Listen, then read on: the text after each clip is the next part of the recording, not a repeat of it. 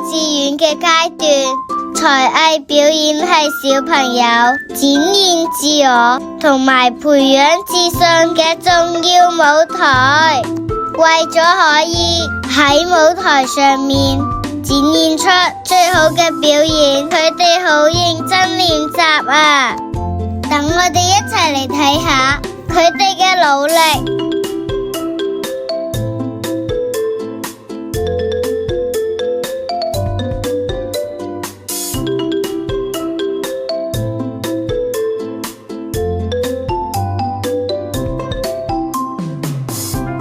喺幼稚園嘅體能訓練當中，跳躍係一項好重要嘅運動，不但止可以鍛煉小朋友嘅下肢力量，仲可以提高協調性同埋平衡感。